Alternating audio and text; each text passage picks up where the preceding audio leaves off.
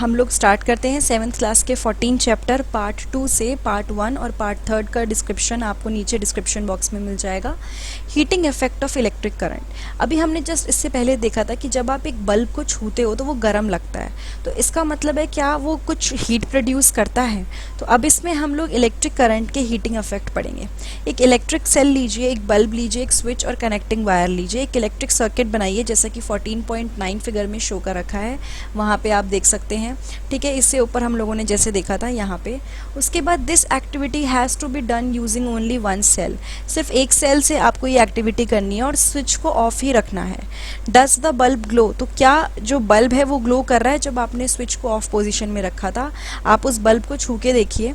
Now move the electric switch to the on position. अभी तक आपने उसको ऑफ पोजीशन में रखा हुआ था, यानी इस पोजीशन में रखा हुआ था। अब आप इसको इस पोजीशन में रखिए, उसको ऑन करिए और आप बल्ब को ग्लो करने दीजिए। जैसे ही आप बल्ब ग्लो करेगा उसके कुछ देर बाद बल्ब को टच करो, आपको डिफरेंस दिखेगा। आप नोटिस करोगे कि जो बल्ब है जब वो ऑफ पोजीशन में था वो नॉर्मल था, ठंडा गर्म, मतलब आपको गर्म फील नहीं हुआ। जैसे ही बल्ब ऑन हुआ, लाइक ग्लो हुआ, आपको एकदम से गर्म फील हुआ। Make a circuit as shown in figure 14.10। यहाँ पे देख लीजिए, यहाँ पे आपका एक सर्किट बनाया हुआ है, इस तरह से आपको बनाना है। ठीक है, take about 10 centimetre long piece of nichrome wire and tie it between the nails. आपको क्या लेनी है? 10 सेंटीमीटर की नाइक्रोम वायर लेनी है और नेल्स के बीच में बांध देनी है। You can get nichrome wire from an electric repair shop or you can use a piece of discarded coil of an electric heater. आप क्या कर सकते हो इस वायर के लिए? या तो डायरेक्टली आप इलेक्ट्रिक रिपेयर शॉप से ले लो, या फिर इस डिस्कार्डेड कॉइल को आप इलेक्ट्रिक हीटर्स जो होते हैं उसकी जो ख़राब कॉइल होती है, डिस्कार्ड करी हुई, जो यूज़ की नहीं होती, उसको भी ले सकते हो। Touch the wire. Now switch on the current in the circuit by moving the switch to on position. पहले तो वो ऑफ था, आपने टच करके देखा वायर को। अब आप क्या करोगे? अब आप स्विच को ऑन करोगे ताकि क्या हो, वो स्विच ऑन पोजीशन में आ जाए, इसको कनेक्ट कर दोगे। After a few second touch the wire. बहुत देर तक के लिए उसको पकड़ के नहीं रखना है, सिर्फ टच करना है। Switch off the current. अब करंट को ऑफ कर देना है। Touch the wire again after a few minute. कुछ देर बाद आप दोबारा उस वायर को छू के देखना। इसने क्या बोला कि स्विच को बहुत ज़्यादा देर के लिए ऑन पोजीशन में नहीं रखना, क्योंकि सेल जो होता है वो बहुत जल्दी वीक हो जाता है। The wire gets hot when an electric current passes through it. कोई भी वायर जो है वो गर्म हो जाती है जब उसके थ्रू क्या होता है, इलेक्ट्रिक करंट पास होता है। This is the heating effect of the electric current, और इसको हम क्या बोलते हैं? इलेक्ट्रिक करंट का हीटिंग इफेक्ट बोलते हैं। Can you think of any electric appliances where the heating effect of the electric current is used? क्या आप कुछ ऐसे अप्लायंसेज सोच सकते हो जहाँ पे हीटिंग इफेक्ट यूज़ करते हैं हम? ऐसे लिस्ट आप बना सकते हो। बहुत सारे अप्लायंसेज हैं, बहुत सारे ऐसे घरों में चीज़ें होती हैं जिसका हम क्या करते हैं, हीटिंग इफेक्ट यूज़ करते हैं। You might have seen an electric room heater on an electric heater used for cooking. आपने देखा होगा इलेक्ट्रिक रूम हीटर, इनफैक्ट जिसमें पानी गर्म करते हैं वो भी देखा होगा। इस सब के अंदर क्या लगा होता है? कॉइल ऑफ वायर लगी होती है, एक वायर टाइप की कॉइल, मतलब गोल गोल घूमी हुई होती है। ये जो कॉइल ऑफ वायर होती है इसको हम क्या बोलते हैं? एलिमेंट बोलते हैं। You may have noticed that when these appliances are switched on after connecting to the electric supply, their elements become red hot and give out heat.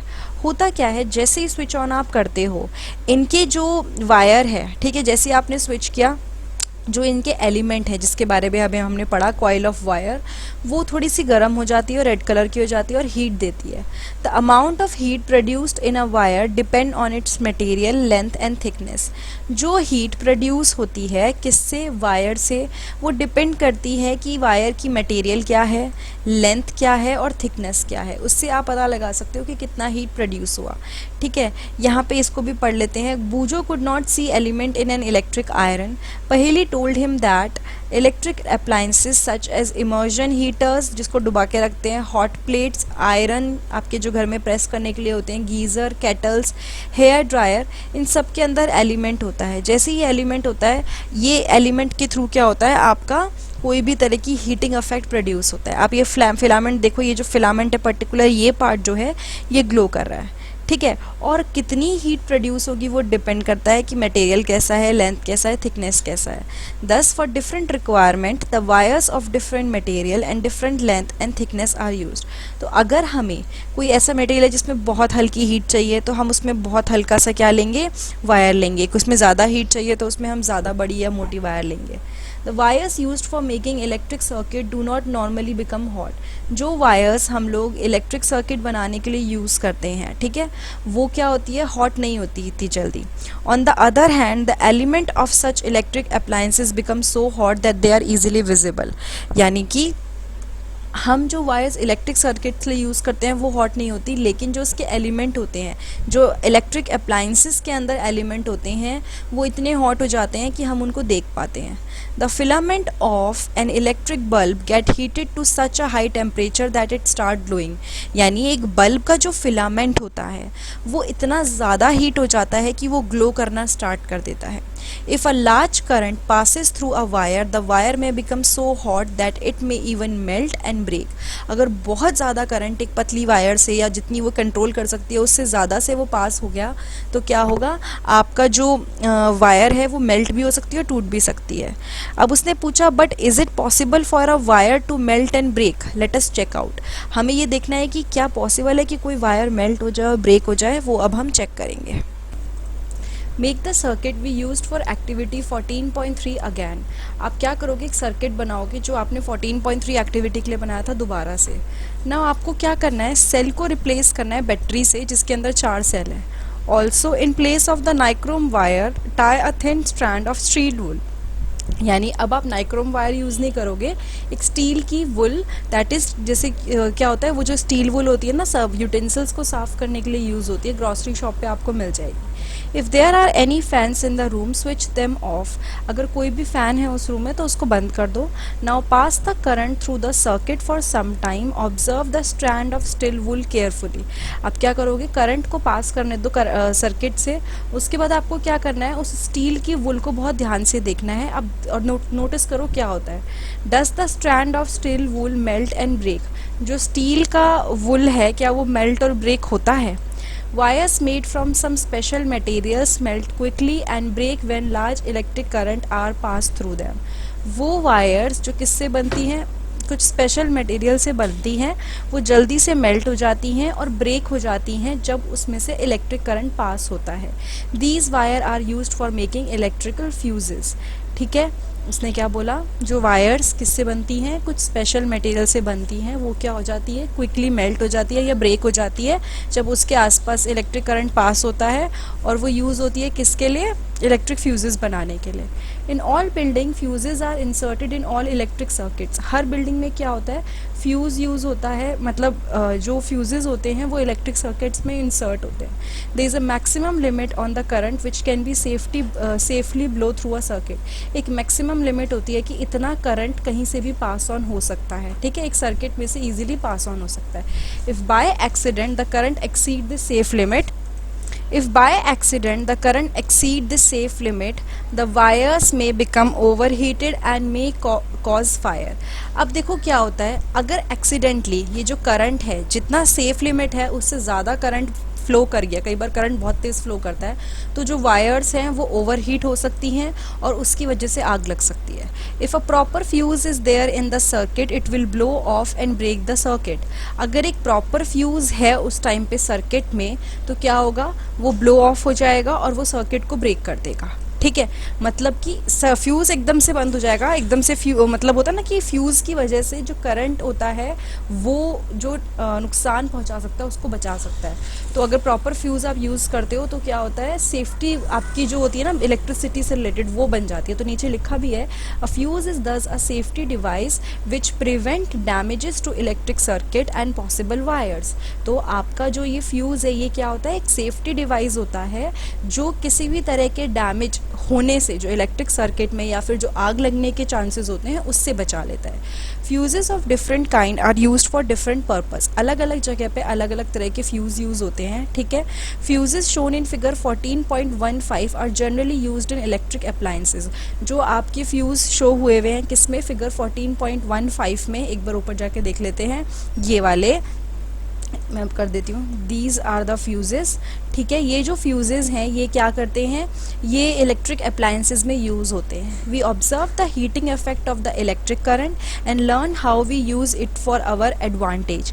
हमने क्या करा, हमने हीटिंग इफेक्ट देखा, किसका हीटिंग इफेक्ट, इलेक्ट्रिक करंट का, और ये भी देखा कि कैसे वो हमारा मतलब हम कैसे उसके, वो हमारे लिए कैसे एडवांटेजियस है, लाइक उसका क्या बेनिफिट हो सकता है। नाउ क्या इलेक्ट्रिक करंट जो होता है उसके और इफेक्ट्स भी होते हैं, ये तो हमने हीटिंग इफेक्ट देखा। उससे पहले हम ऊपर की कुछ चीज़ें पढ़ लेते हैं। कॉशन लिखा है सबसे पहले तो, never try to investigate an electric fuse connected to main circuit. अगर आपके पता है कि वहाँ पे एक फ्यूज़ लगा हुआ है तो ज़्यादा उसके बारे में ढूंढने की कोशिश मत करो। आप इलेक्ट्रिक रिपेयर शॉप में जाओ, वहाँ पे आप कंपेयर कर सकते हो नए फ्यूज़ेज़ में और फ्यूज़ेज़ में। ठीक है, जो फ्यूज़ हो चुके होते हैं ऐसे वाले फ्यूज़ेज़ में। One reason for excessive current in electric circuit is the direct touching of wires, यानी कि एकदम से जो एक्सेसिव करंट फ्लो करता है किसी भी इलेक्ट्रिक सर्किट में, किस वजह से करता है, वायर्स डायरेक्टली टच हो जाती हैं। ठीक है, this may happen if the insulation on the wire has become off due to wear and tier.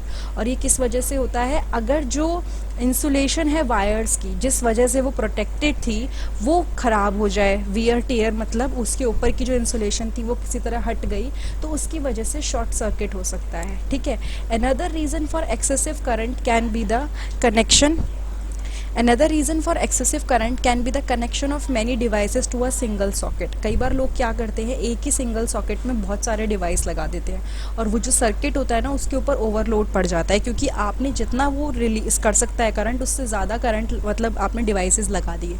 तो आपने पढ़ा होगा न्यूज़पेपर में कि फायर्स में मतलब लोगों के घर में आग लग जाती है या कई फैक्ट्रीज़ में because of short circuit and overloads. These days, miniature circuit breakers, that is MCBs, are increasingly being used in places of fuses। आजकल क्या हो रहा है, आजकल fuses यूज़ नहीं हो रहे, MCB यूज़ होती हैं, that is miniature circuit breakers।